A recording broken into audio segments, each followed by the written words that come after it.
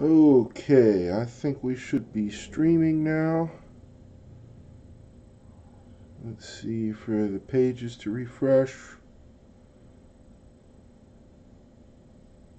Yep. Okay, so last night I put a new receiver on my practice quad and got it all bound up and everything. I had to wait until today to put the heat shrink on the receiver and get everything buttoned up and give it a flight test today. It's actually pretty friggin' windy out right now.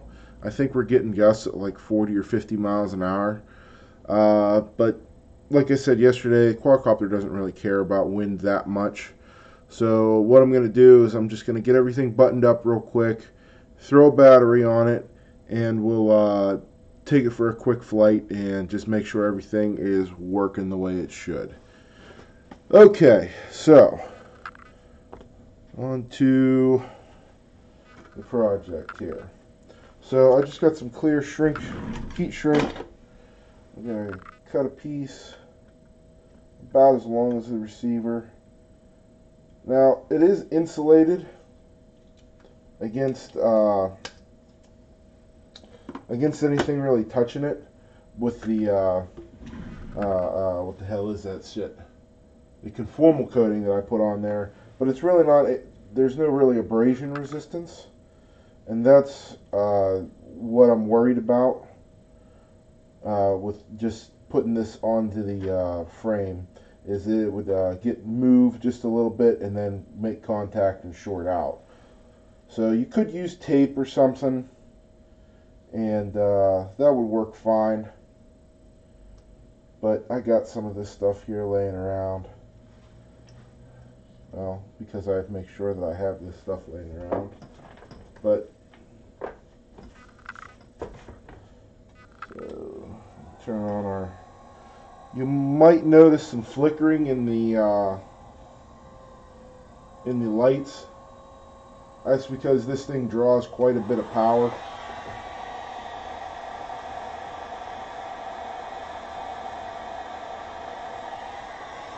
So just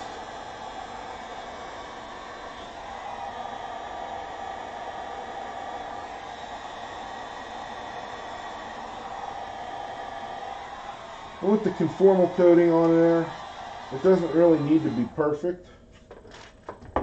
You know, it doesn't need to be like perfectly covered or anything. Just pretty close is good enough.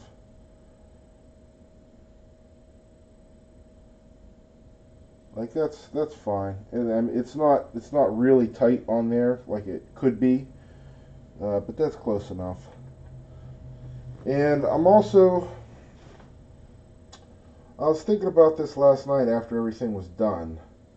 Is I always take this antenna and uh, zip tie it to the top plate, and then once I have it zip tied up there, I when I go to take it off or something, I need to take off the top plate. I have to cut my zip ties every time. I'm wondering if I might be better off zip tying this thing down to the bottom of the frame like this. That way I could take the whole top plate off without ever, touching the antenna.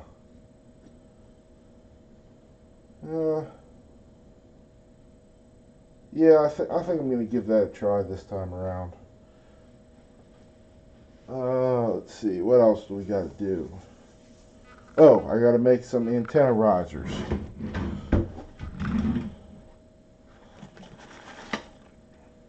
So I use this. A lot of people just use zip ties and pull and put on here, and zip tie zip tie the antennas to the wires or whatever.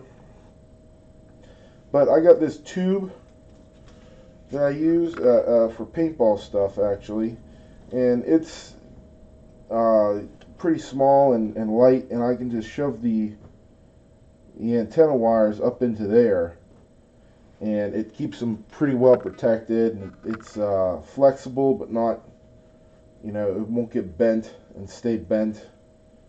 So I'm going to grab a piece of this. I don't know how much. That should be enough for 2 of them.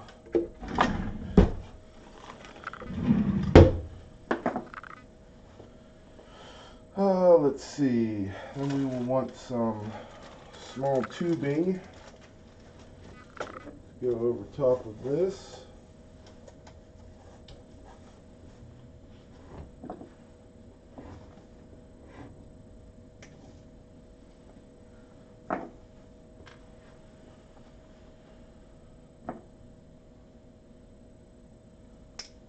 Just cut a little piece off there. Piece off there. Now the idea is to, well, that's not going to work. I need the next size up.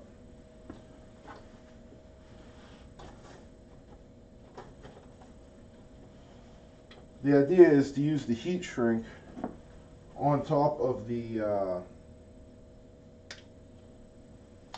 riser posts here, and I can slip that tubing in between the heat shrink and the riser post, and then heat shrink that onto the riser post, and that'll hold it on there. It's a nice easy way to do it, nice clean look. Similar to the zip tie method, but you know, if it works, right? So how long does this thing need to be? So I'll make it about that long. Yeah, a little bit longer. So I need another piece. That wasn't quite enough for 2.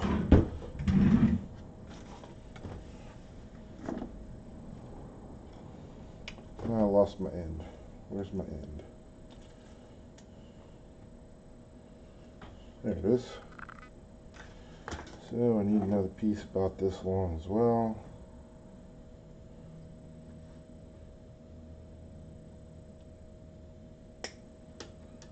So there we go, 2 pieces of that.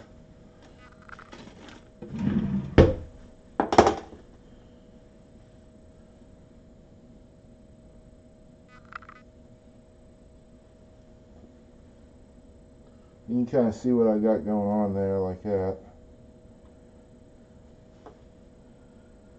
Now when I do this, I leave a little bit of room at the bottom so that the wire, I can actually get the wires to go up in there nice and easy. So we get our heat gun back on.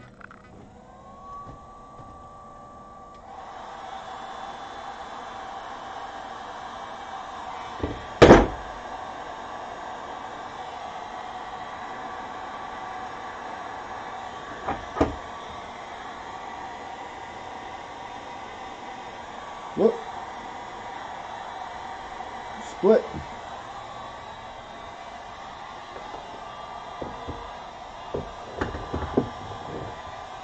Oh, I got such a mess going on here.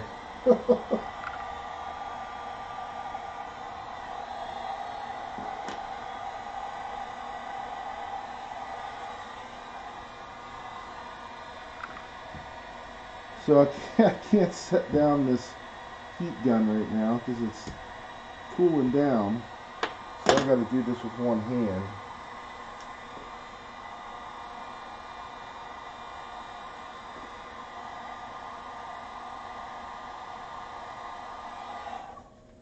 I was gonna say, I bet as soon as it gets done.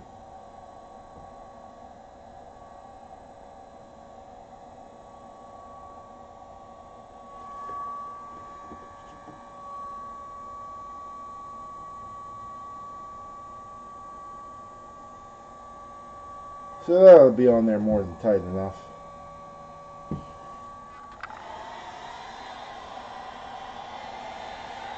And the reason this heat gun doesn't show off immediately is because it actually cools down the coils before it shuts off.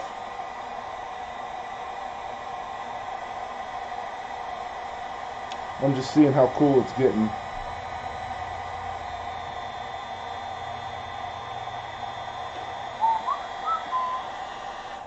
There we go.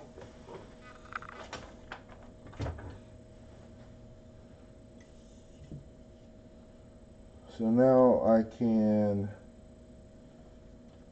get this kind of where I want it. I'm going to try to use one zip tie to hold down all of this stuff. And I got some orange zip ties here.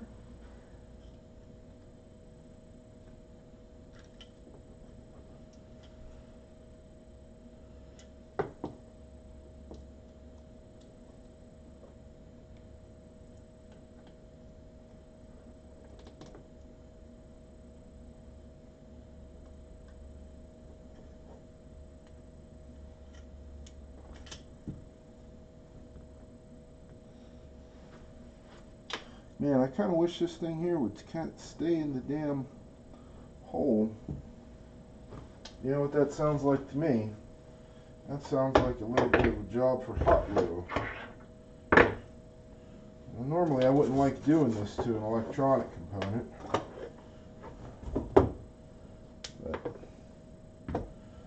But I mean, I need this wire to not come out. That's what cannot happen. This wire, while I'm flying, can't come out of that receiver. So we also know that with a little bit of rubbing alcohol, I could pull that hot glue off at any time. So it's only semi-permanent. So let's see, where's this? This wire wants to go around here, and this wire could go into there.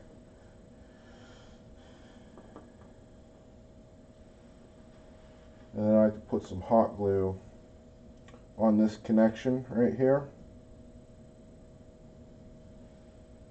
and that will keep that from coming loose.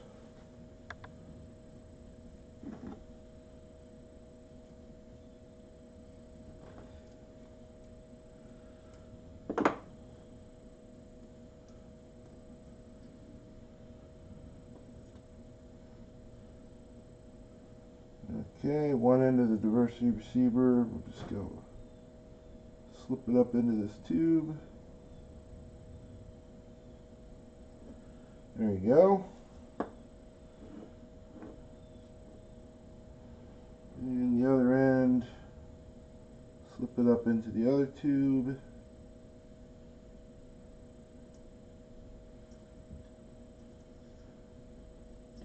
There, now I have a pretty high confidence that that's not gonna... I've had other quads that have this tube on them, and they don't come out. You have to actually try to pull those out of there. So unless we're in a crash where it gets buggered on something and gets pulled out, and in that case, it's probably, you know, the least of my worries. So let's see. We warming up here? We on? Hell no, I unplugged it. Of course. I'm not going to do any soldering. There we go. There we go.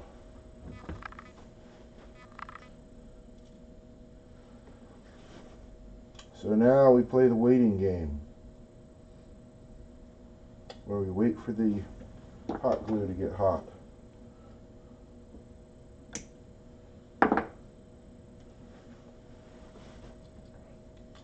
So I'm going to put a touch of hot glue on this connector here, and this thing here isn't really strapped down that great with the zip tie, so I'm also going to shoot a little bit of hot glue, you know, right here on by the receiver, hold this down. Hopefully that'll give me a little bit better signal, I'm thinking. I'm not sure.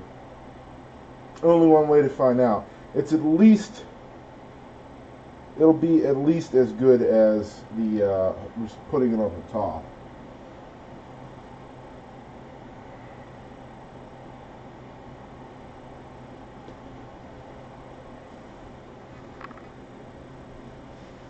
So I guess while I'm waiting, these antennas, I usually like to keep them like at 90 degrees to each other, you know, so that they're not just receiving from the same direction. So I'm going to heat up these tubes up here, and I can get them a little bit warm.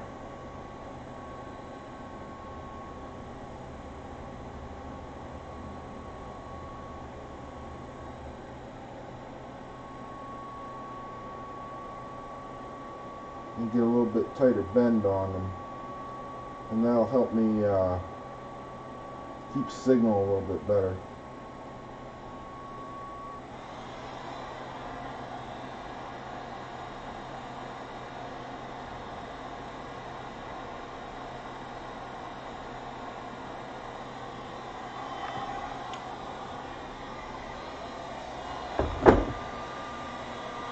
So you can see it now, like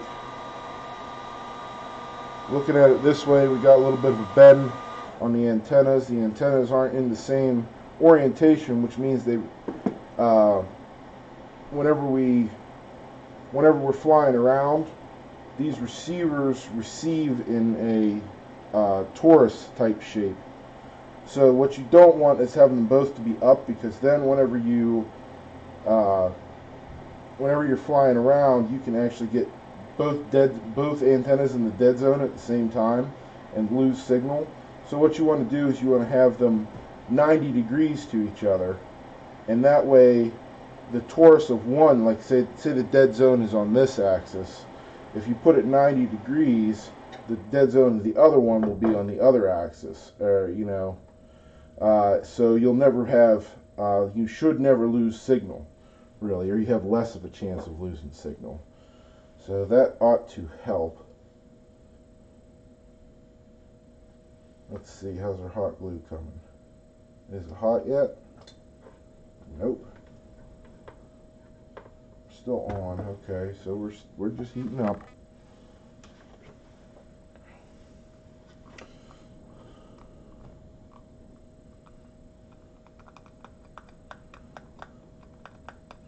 See if there's anybody viewing or anything like that. No. Nope, nope, nope. So put this back.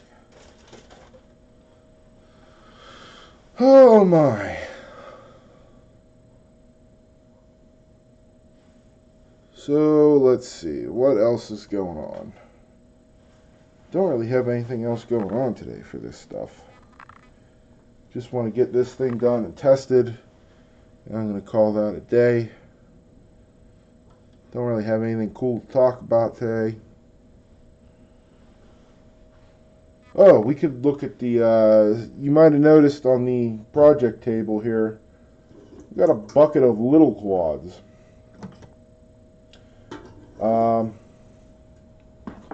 These are my little micro quads that I usually like to fly. I really like flying these guys because they're just so,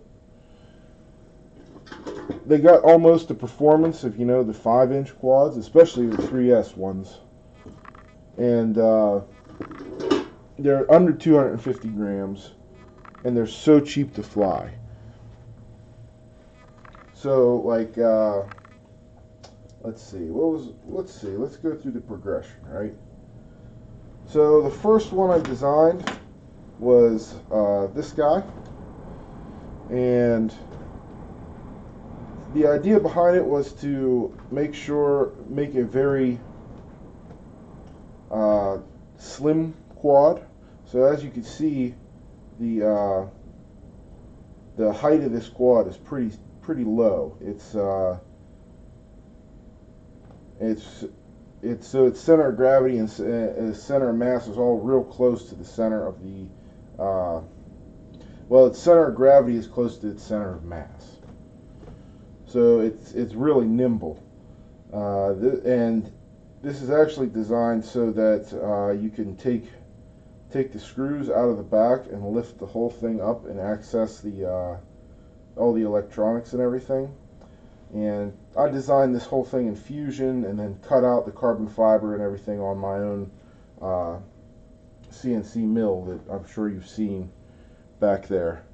So let's see, let's go back just straight to project.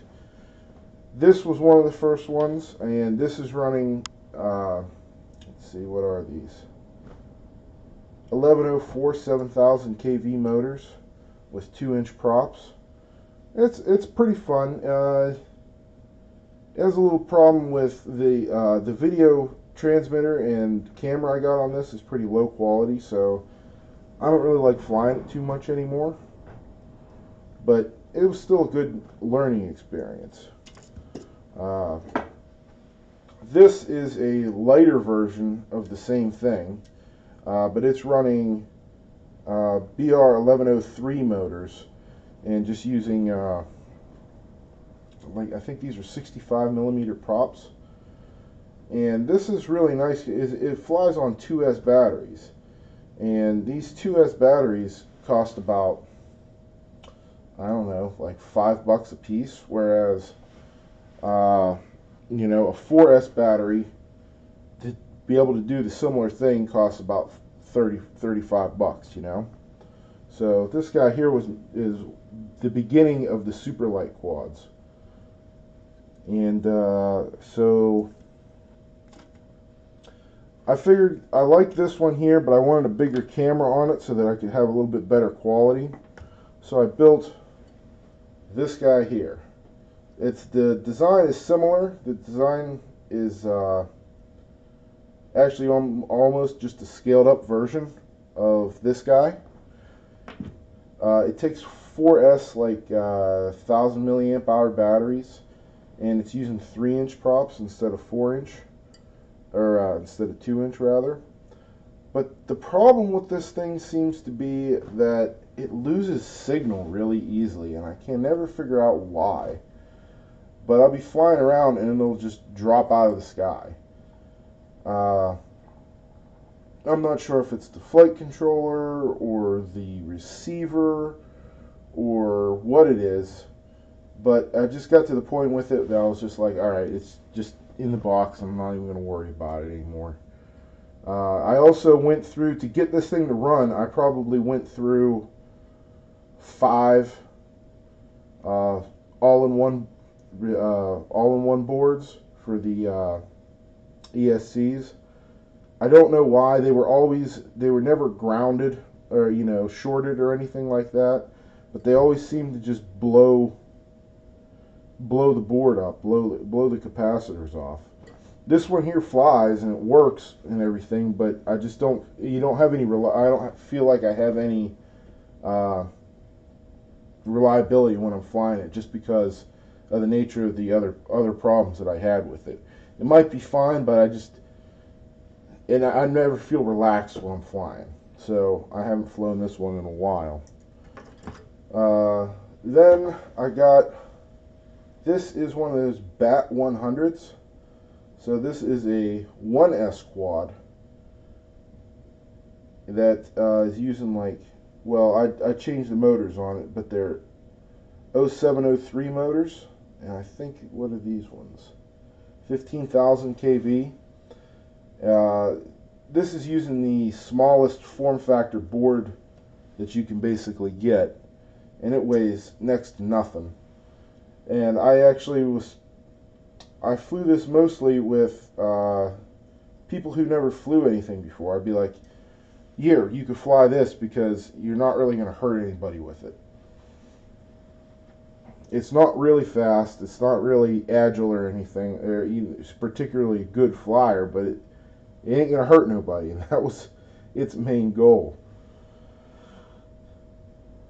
Yeah, but right now it's there was something wrong with the VTX, and I just never never fixed it.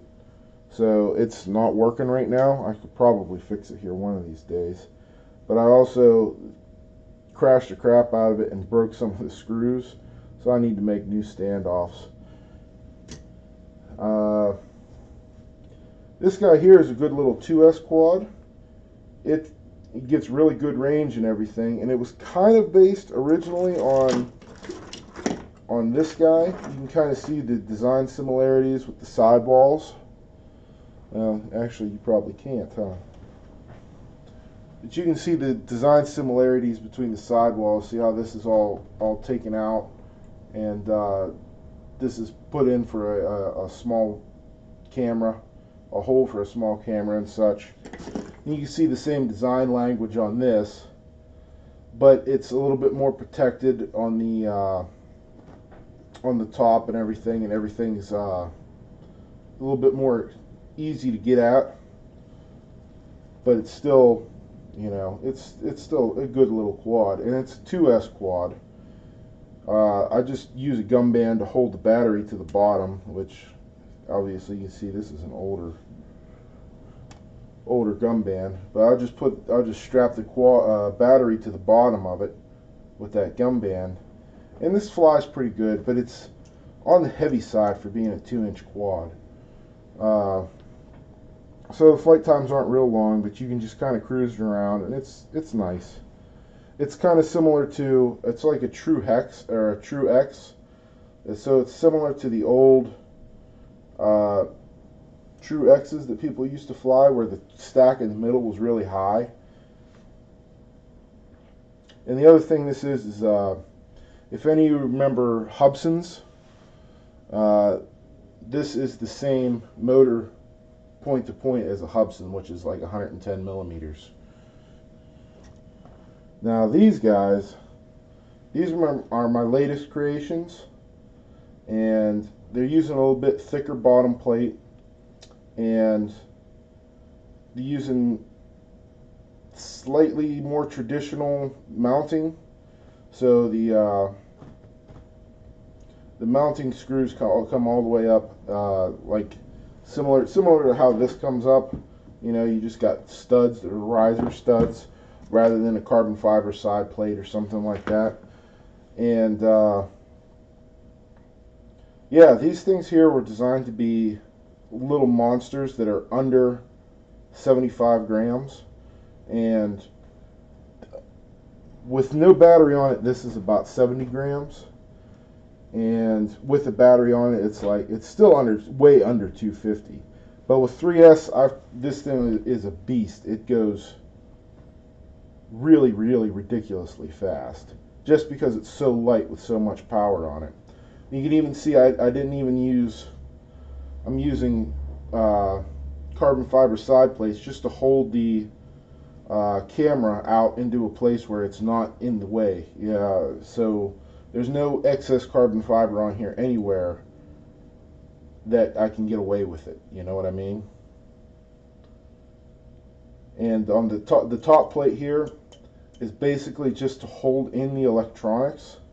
The receiver and the VTX are just hot glued to the top of the board, and that is just to hold everything down, basically. So this is only like 0.5 millimeter carbon fiber plate, and this is like 1.5 millimeter carbon fiber plate. And again, these were designed and built by me. This one here is the 3S version, and it's a little rocket ship. And if I want to do something a little bit more tranquil, I got this. Actually, I feel one of these guys getting loose. If I want to fly something a little bit more sedate, this is the 2S version of the same thing. But what I did was, because I know it's 2S, and I'm going to have a little bit more weight to power, I hollowed out the bottom of this thing as well. So you may or may not be able to see it there. You probably see it that way. The other one has a solid plate because it needs a little bit more strength, but because this one's going slower and not as fast, I hollowed that out so it's as light as I can possibly get it. You know, whenever I glued these parts in, I used as little hot glue as possible. This one's not even glued in. It's just held in by basically luck. Actually, looking at this, looks like this camera might actually be cracked. But yeah, I was going to be flying these yesterday, but I started flying the big 5 inches and started crashing them. I decided I wasn't going to fly these guys and have them get blown away. So let's see. This guy here is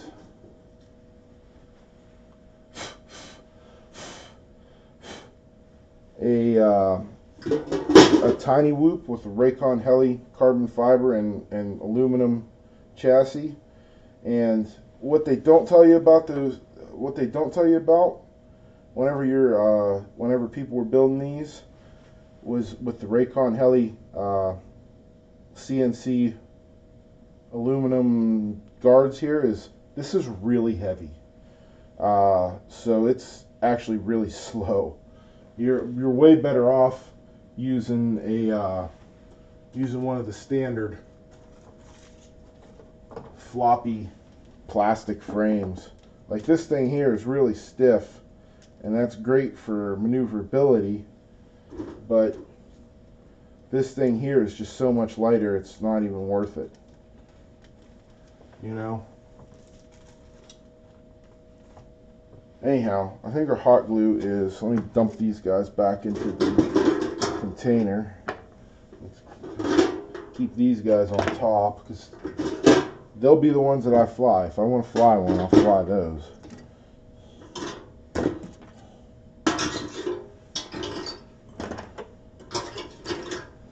So that's my bucket of little quads. But now let's get the wire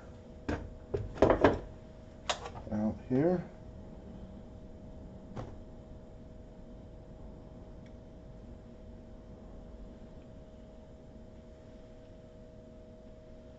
Okay, this hot glue is really hot, so it's flowing really good. Okay.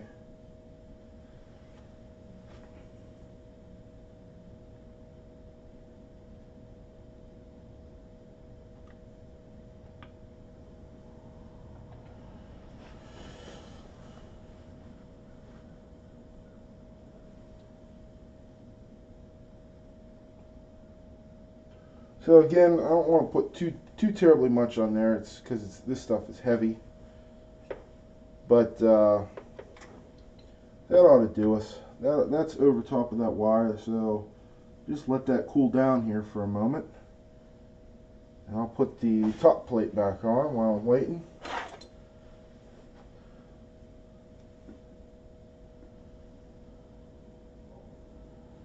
Yeah. So now the next time that I need to take this thing apart, I'll have to put a little bit of rubbing alcohol, or IPA, is however you want to call it. I'll have to put a little bit of that on this joint and then peel that hot glue off of there. But that's good to know, because now that's not coming out. That was coming out accidentally before, and that's not good. Not good. So let's see, I'm going to need my 2mm Allen key.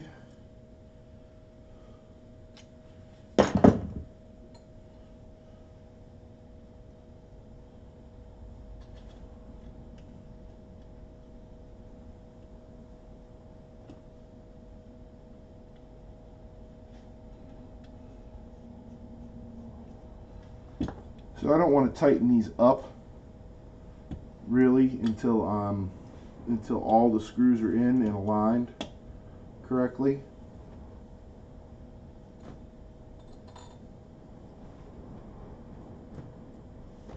I don't know if you guys can hear that, but that wind is really cranking out there.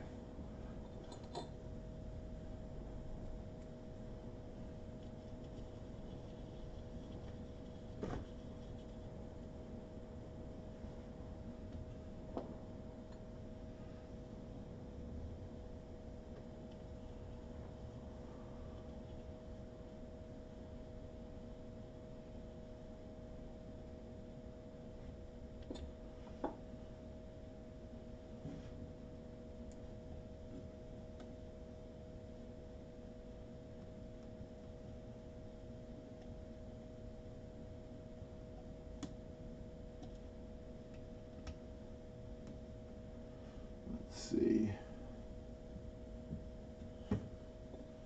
One more.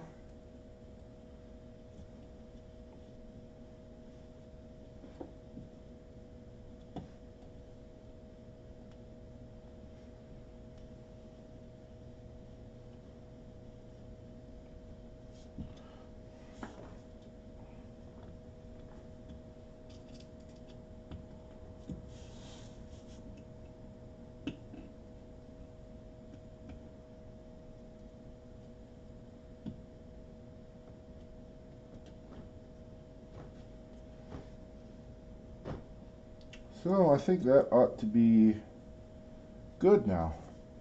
I'll just pull my wire back on and find my Velcro straps. Set that out of the way for a minute.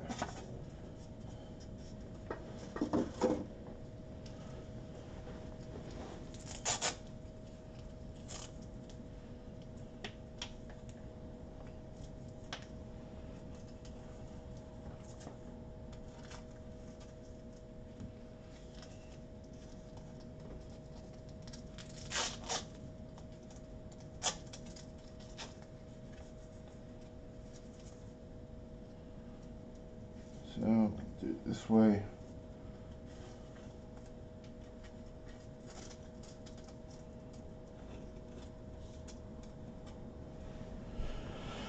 All right. Now,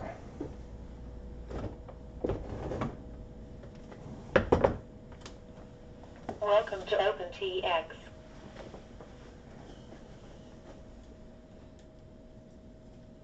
let's get the PTX on.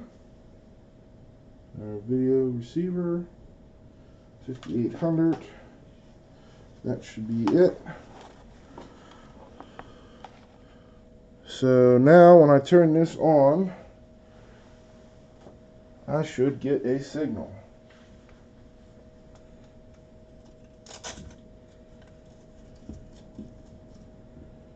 And we changed yesterday, we changed it so that it should come on not in pit mode.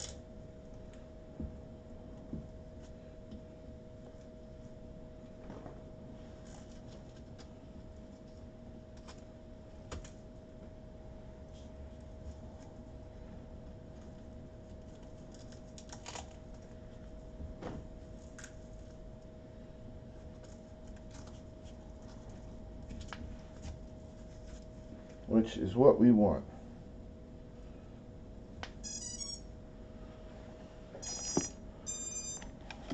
And we'll just go to FPV real quick, and you can see it is not in pit mode. And if I switch it,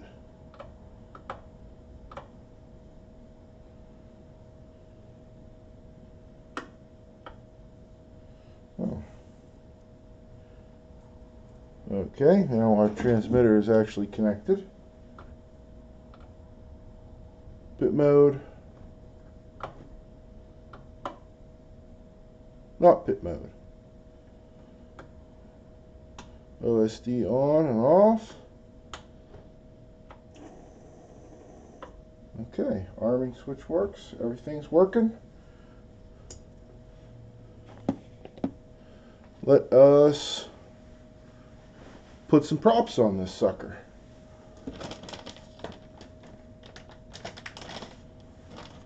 So what do we got here? Got some racecraft props.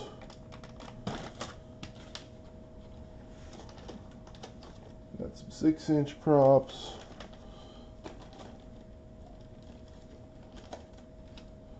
Got some gold props. Man, that'd be fancy to break.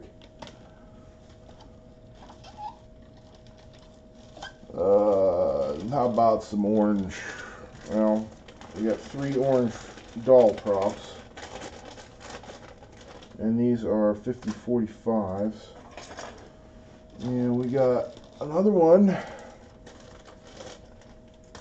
Hopefully this is the one that we need.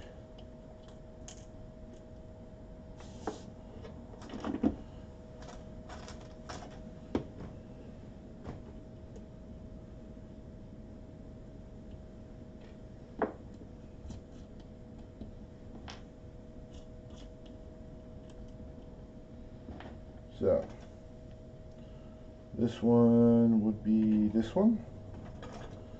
This one is this one. Yeah, this one. And not this one. So let's see what else we got. Some more 5045s and that one. Okay.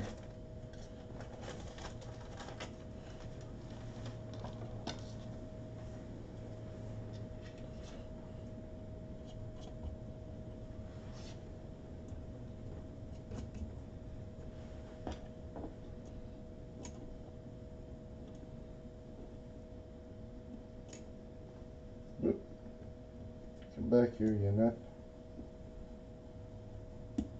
There it is.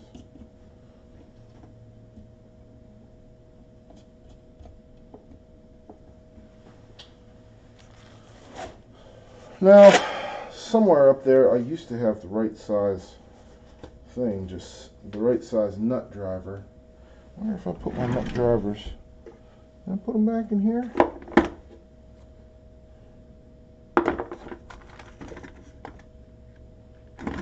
3/16 nut drivers. No, no, no, no, no.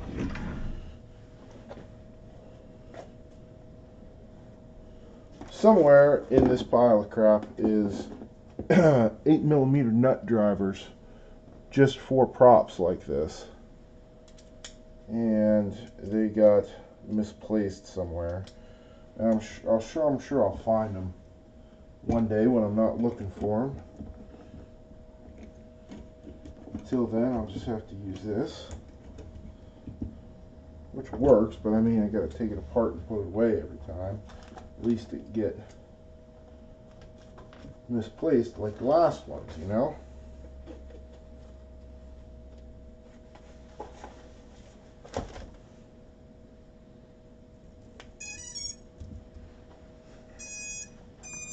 So I'll go back to the FPV feed and we'll just do a quick hover test outside just to make sure that this is in fact all the props on the right way.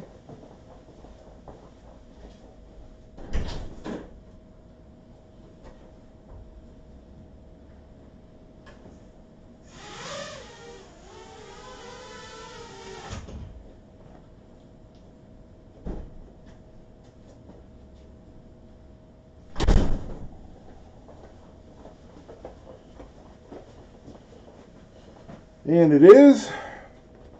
So get the goggles on.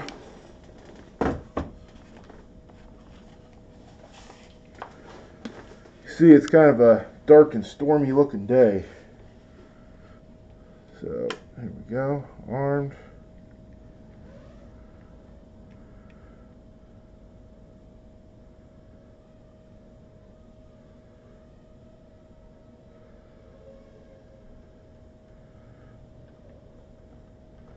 So we have some increased roll rates and such. Let's see what they look like. Well, that's pretty manageable.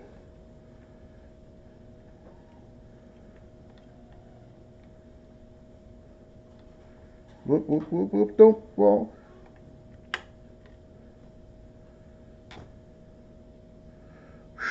Okay.